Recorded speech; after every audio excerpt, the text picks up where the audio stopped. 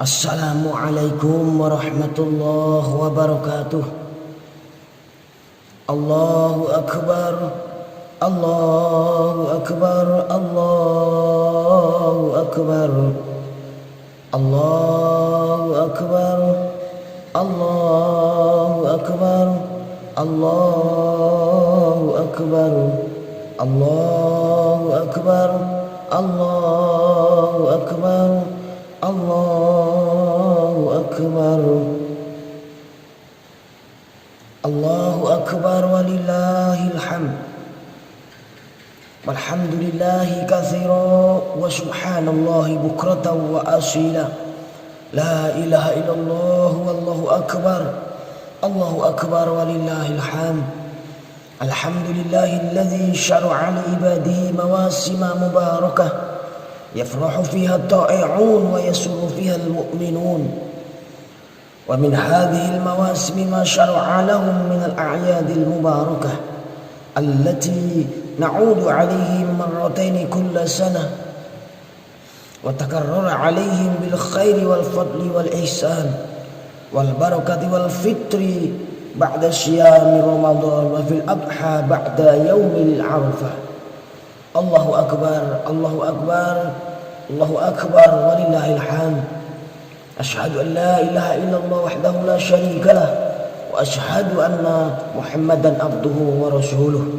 Allahumma shalli ala sayyidina Muhammadin wa ala alihi wa sahbihi wa sallim tasliman katsira. Amma ba'du, fa ya ayyuhal hadirun jam'ah Idul Fitri rahimakumullah. Ittaqullaha haqqa tuqatih wa la tamutunna illa wa antum muslimun wa'lamu anna yawmakum hadha yawmu 'idil fitri wa anna al-'ida fil islam 'idul fikrati al-'abidati li'a la 'idul fikrati al-'abithati wa anna al-'ida huwa itsbatul ummah wujudaha ar-ruhani fi ajmali ma'anihi la isbatu wujudiha al-hayawani fi aktsari ma'anihi wa anna al-'ida huwa yawmul mabda'i la yawmul maddah wa anna al-'ida huwa farhatul muslimi bi taufiqillahi lahu fi ada'i ma aftaradahu alaihi. Hadirin kaum muslimin muslimat, Jamaah Idul Fitri yang dirahmati Allah, marilah kita senantiasa bertakwa kepada Allah Ta'ala dengan pengertian takwa yang sebenar-benarnya, yaitu menjalankan segala yang diperintahkan oleh Allah dan menjauhi segala yang dilarang olehnya. Dan janganlah kalian meninggalkan dunia ini kecuali tetap dalam keadaan Islam dan iman. Allahu akbar, Allahu akbar, Allahu akbar walillahil hamd. Hadirin kaum muslimin muslimat jamaah Idul Fitri yang berbahagia dan dirahmati Allah, ketahuilah hari ini adalah hari besar Islam, hari raya Idul Fitri, suatu hari di mana umat Islam kembali pada fitrahnya setelah sebulan penuh menjalankan puasa Ramadan. Dalam Islam mempunyai arti kembalinya umat Islam kepada eksistensi yang sebenarnya sebagai hamba Allah, kembali pada kesadaran beribadah, bukan kembali mengikuti nafsu yang mengajak pada kerusakan. Itu juga berarti memantapkan unsur rohani umat Islam dalam berbagai arti positif, bukan mengumbar unsur hewani dalam berbagai arti yang negatif.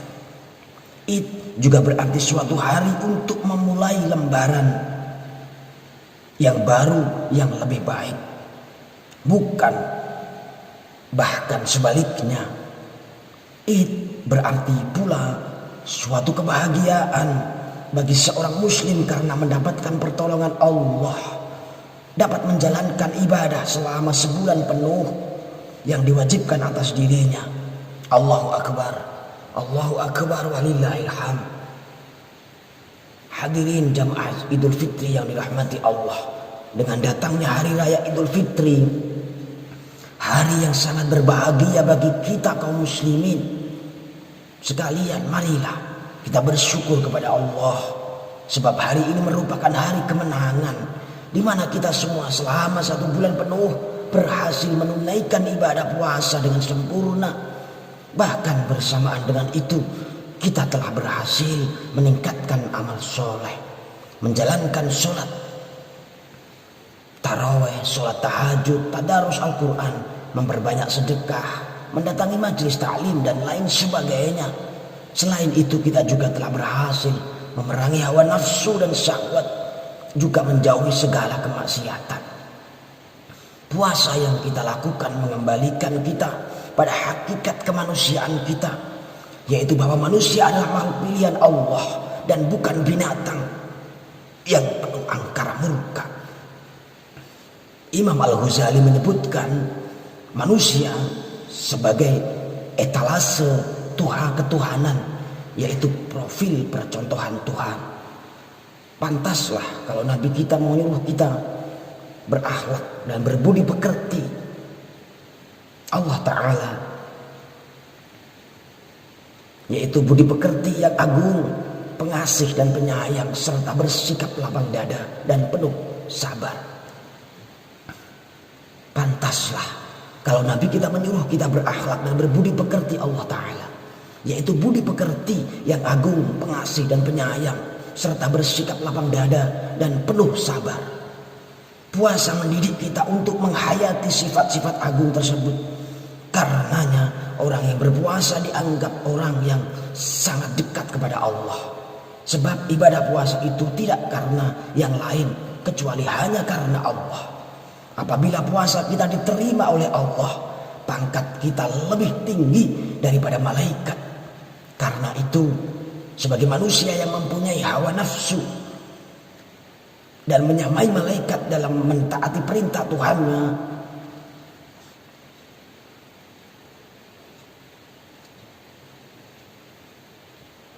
maka marilah sifat-sifat malaikat itu tetap kita jaga. Allahu Akbar, Allahu Akbar walillahil hamd. Hadirin Bapak Ibu sekalian, kaum muslimin muslimat, jamaah Idul Fitri yang berbahagia dan dirahmati Allah.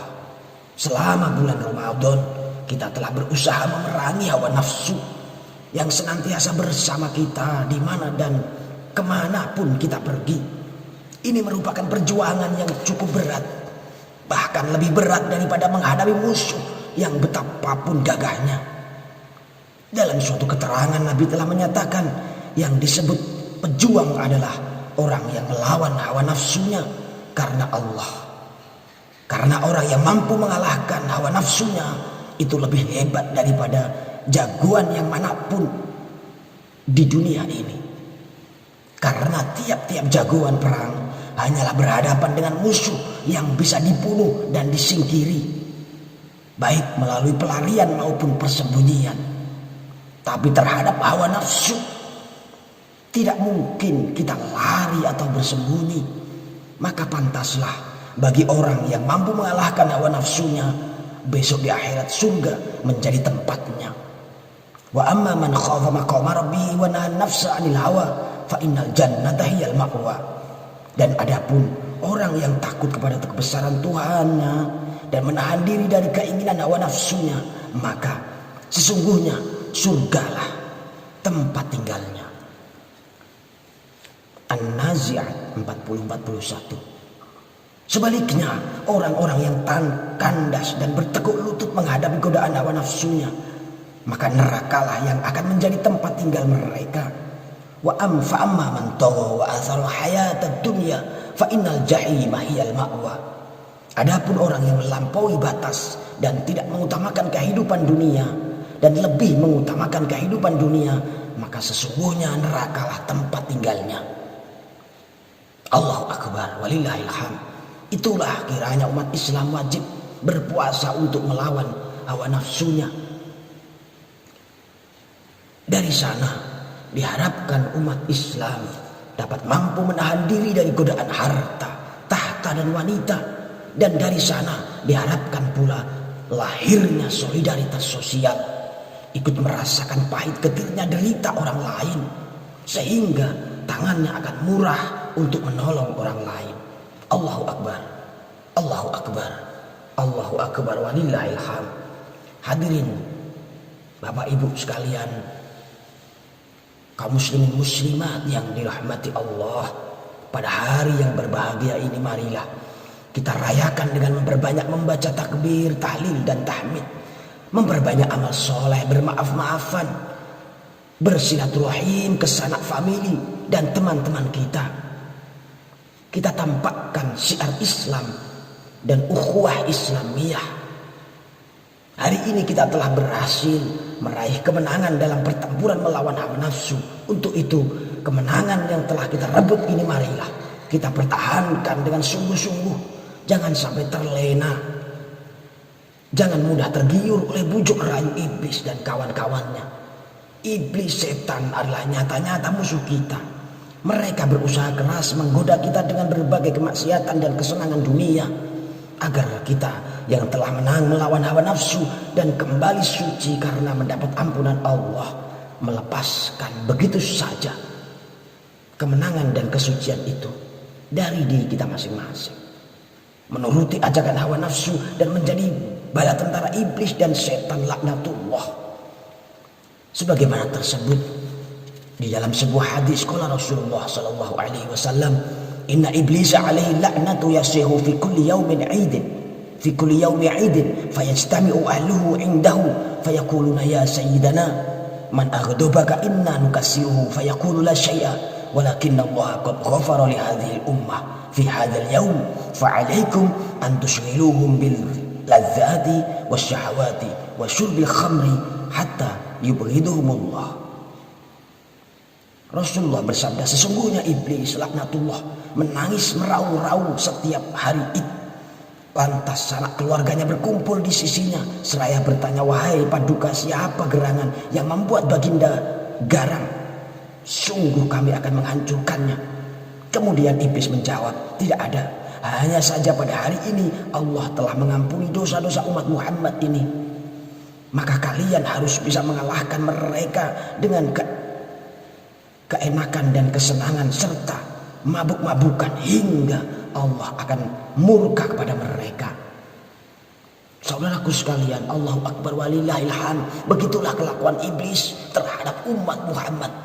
Mereka susah dan tidak suka kalau kita baik dan taat kepada Allah. Mereka selalu berusaha menyesatkan kita dengan berbagai caranya, dengan berbagai keindahan dan kesenangan dunia, dengan mabuk-mabukan serta main perempuan dan lain sebagainya. Oleh karena itu saudaraku sekalian, mari kita kembali kuatkan keimanan kita dan ketakwaan kita kepada Allah Subhanahu wa ta'ala. Kita jaga betul-betul apa yang telah kita peroleh di bulan Ramadan kemarin,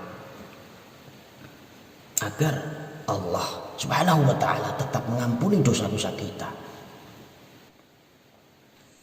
Kaum muslimin jamaah Idul Fitri, Bapak Ibu sekalian yang berbahagia dan dirahmati Allah, Idul Fitri bukanlah seperti turnamen sepak bola atau kompetisi lomba yang kemenangannya harus dirayakan dengan euforia dan penuh kebanggaan. Kemenangan Idul Fitri adalah ketika kita berhasil meraih kematangan spiritual dan sosial setelah 1 bulan penuh digembleng dan dididik di madrasah Ramadan. Secara spiritual, selama Ramadan umat muslim telah melakukan serangkaian ibadah, mulai dari puasanya sendiri maupun ibadah-ibadah sunnah di dalamnya seperti sholat tarawih dan lain sebagainya. Ya ayyuhalladzina amanu kutiba alaikumussyam kama kutiba alal ladzina min qablikum la'allakum tattaqun.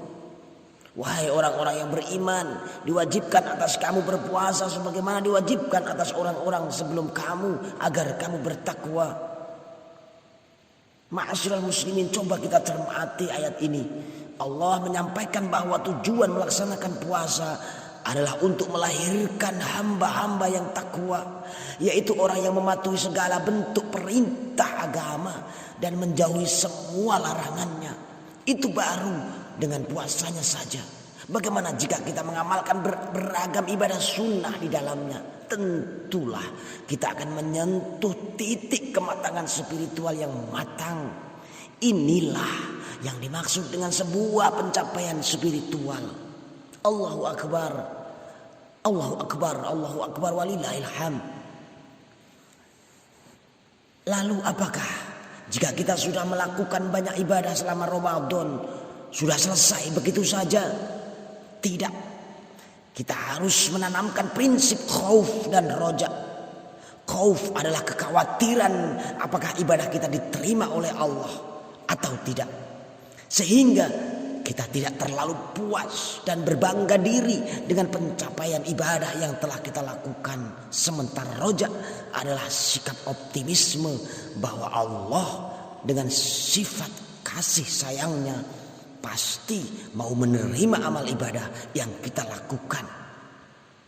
Saudaraku sekalian, saat Ramadan berlalu, kita pun harus menerapkan dua sikap ini secara proporsional atau berimbang.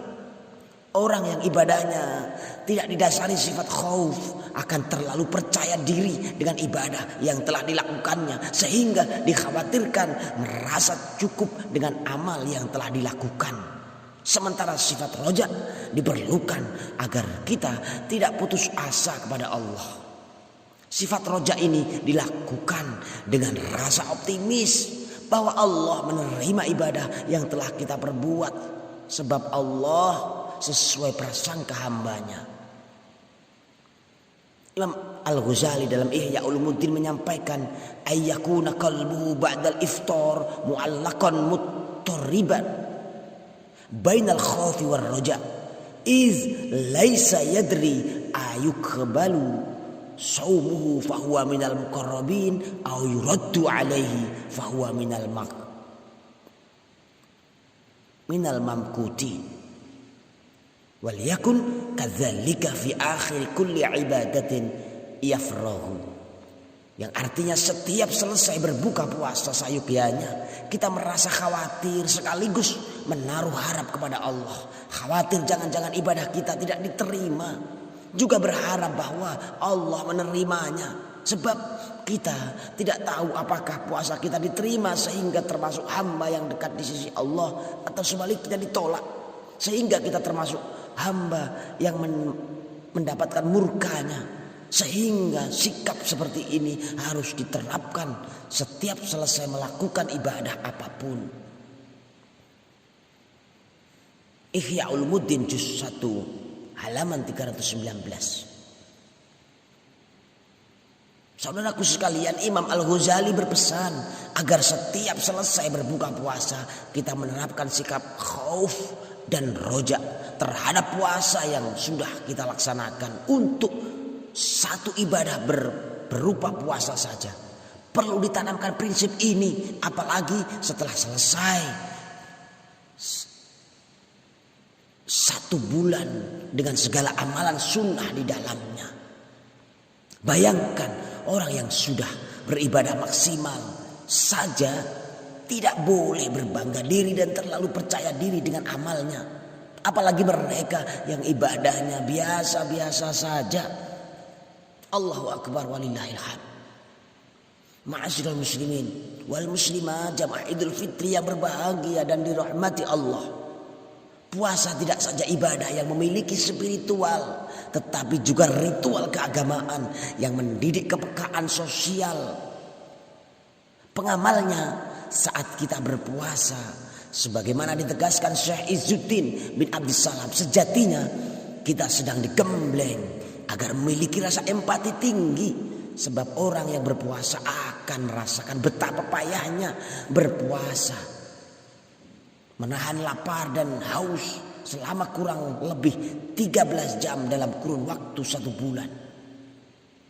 Dengan pengalaman demikian kita akan sadar bahwa seperti inilah nasib saudara-saudara kita yang di hidupnya berkekurangan, yang untuk mencari sesuap nafsi saja harus memeras keringat di bawah sengatan terik matahari. Barangkali lapar dan haus kita akan berakhir di waktu maghrib. Tetapi saudara Kita yang hidup dengan ekonomi sangat rendah boleh jadi merasakan lapar sepanjang hayat, masih dikandung badannya. Bahkan untuk makan esok harinya saja masih bingung harus mencari kemana lagi. Namun kita hanya lapar dalam sehari dan kita sudah punya berbagai cadangan makanan untuk berbuka puasa. Coba kita bayangkan saudaraku sekalian, Allahu Akbar walillahil hamd, saat Idul Fitri sudah tiba, sudah seharusnya kita mencapai titik empati sedemikian rupa karena sudah melalui hari-hari berpuasa selama 1 bulan. Namun sayang, kadang kita sendiri justru terlalu larut dalam kegembiraan yang kita sebut sebagai hari kemenangan. Berasik ria, menerima THR, memakai baju baru, menikmati hidangan spesial Idul Fitri, berkumpul dengan sanak saudara yang masih utuh, dan sejumlah momen keceriaan lainnya. Namun kita lupa bahwa di hari kemenangan ini boleh jadi masih ada saudara yang jangankan menerima THR, pekerjaan dengan gaji tetap saja tidak punya. Jangankan menikmati hidangan ketupat dan sedap opornya ayam, untuk makan sehari-hari saja masih harus mengetuk pintu dari satu tetangga ke tetangga yang lain. Masih harus mengais sampah dari tong sampah ke tong sampah yang lain. Juga mereka masih yang sudah tidak memiliki keluarga karena tertimpa bencana umpamanya. Jangankan berkumpul dengan keluarga lengkap, sosok ibu dan ayahnya saja telah tiada. Mari kita bayangkan orang-orang yang seperti itu. Kita bayangkan andai itu menimpa pada diri kita. Oleh karena itu mari kita renungi kembali pada momen suci ini. Sudahkah kita merasakan hari kemenangan dengan meraih nilai-nilai kemenangan yang seharusnya, kemenangan yang bukan karena kita telah finish melewati jalan terjal Ramadan, tetapi kemenangan sesungguhnya yang tidak saja berupa kematangan spiritual, melainkan juga pencapaian kepekaan sosial yang seharusnya diraih. Allahu Akbar, Allahu Akbar, Allahu Akbar walillahil hamd. Puasa sendiri sejatinya representasi dari sejumlah ibadah yang ada. Sebab sebagaimana puasa, ibadah-ibadah lain juga memiliki semangat spiritual dan sosial yang harus kita raih kedua-duanya. Sibuk mencari pencapaian spiritual saja tapi mengabaikan aspek sosialnya hanya akan membuat kita buta terhadap lingkungan kita hidup. Sebaliknya, terlalu sibuk dengan aspek sosial tapi mengabaikan sisi spiritualnya hanya akan membuat kita jauh dari Allah. Dalam satu hadis diriwayatkan an Abi Hurairah radhiyallahu anhu, qala Rasulullah, an Abi Hurairah taqala qalu ya Rasulullah fulanah tasumun nahar wa taqumul lail wa tu'dhi jiranah, qala hiya finnar. Qalu fulanah tusallil maktubat wa tasaddaqu bil aswari minal aqid wa la tu'dhi jiranaha, qala hiya fil jannah. Diriwayatkan dari Abu Hurairah, beliau berkata, sekelompok sahabat bertanya, wahai Rasulullah, ada seorang perempuan ahli puasa dan ahli ibadah malam, tapi dia masih suka menyakiti tetangganya. Bagaimana pendapatmu? Rasul menjawab, dia akan masuk neraka. Mereka bertanya lagi, ada pula seorang perempuan yang hanya menunaikan sholat 5 waktu, bersedekah dengan sepotong keju, dan tidak menyakiti tetangganya. Bagaimana pendapatmu ya Rasulullah? Rasul menjawab, dia akan masuk surga. Al-hadis riwayat Al-Hakim. Dari hadis ini saudaraku sekalian, dapat dipahami bahwa sholat yang merupakan tiang agama saja tidak menjamin kita masuk surga jika kita masih berbuat buruk kepada sesama manusia. Demikianlah kehidupan ini berlangsung saudaraku sekalian. Mari kita renungi pencapaian ibadah kita selama ini.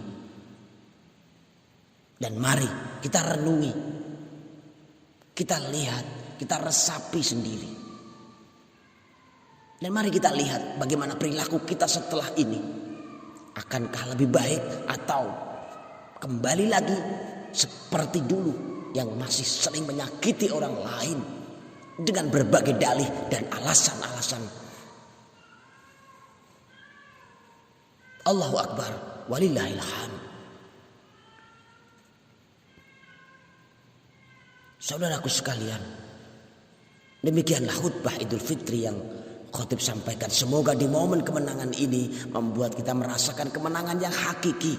Kemenangan yang tidak saja menandai kita telah merampungkan 1 bulan berpuasa, tetapi juga telah mencapai kematangan spiritual dan sosial yang sesungguhnya. Ja'alana Allah wa iyyakum minal 'aidin wal faizin wal maqbulin wa adkhalana wa iyyakum fi zumrati 'ibadihi sholihin. A'udzu billahi minasyaitonir rajim. Qad aflaha man tazakka wa dzakara isma rabbih fasalla bal tu'thiruna al-hayatad dunya wal akhiratu khairu wa abqa wa qul rabbighfir warham wa anta khairur rahimin.